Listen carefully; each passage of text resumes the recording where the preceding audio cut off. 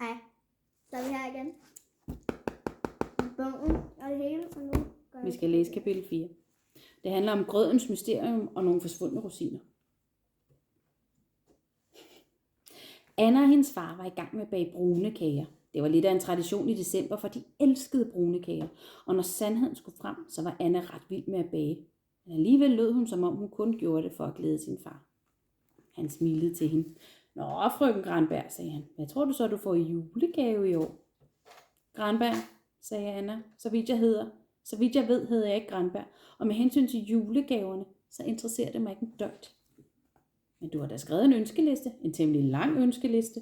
Og du har også skrevet en for hr. Johnson.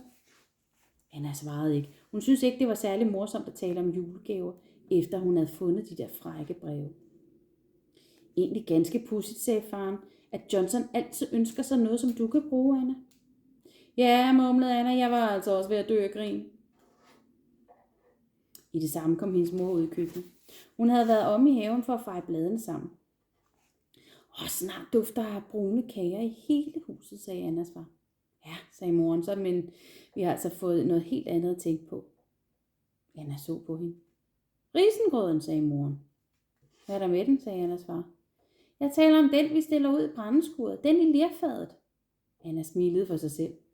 Ja, tænkte hun, nu skal vi have historien om grøden en gang til. Det var nemlig sådan, at forældrene hvert år stillede et fad med risengrød ud i brændeskuret til nissen. Dengang Anna var lille, gik hun hver morgen ud i skuret for at se til grøden, der var blevet spist op. Til en mirakel.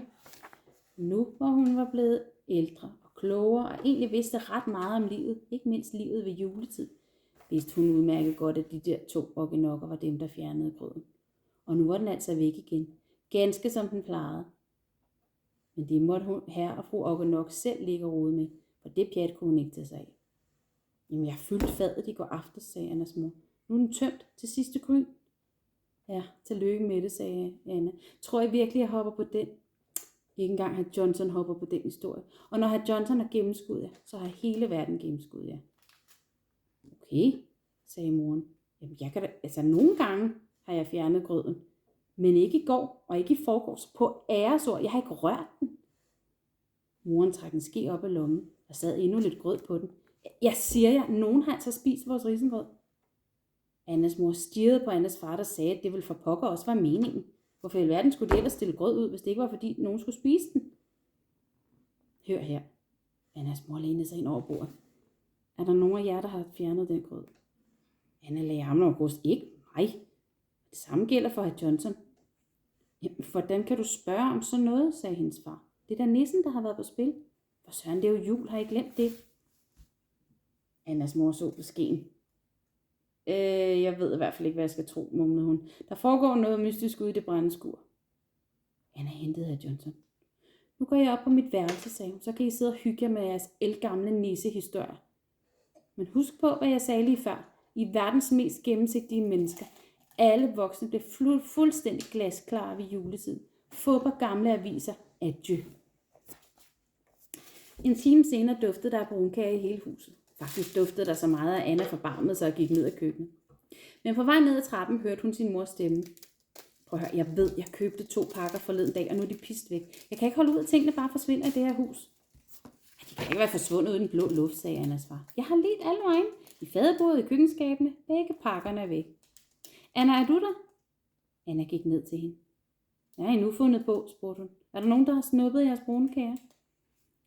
Svar mig helt ærligt, moren satte hænderne i hofterne. Har du taget de 2 pakker rosiner, der stod inde i fadebordet? Anna rystede på hovedet, og hun skulle næsten til at sige noget, da hun pludselig gik op til sig selv og lukkede døren. Hr. Johnson, hviskede hun. Der er gået hul i mig.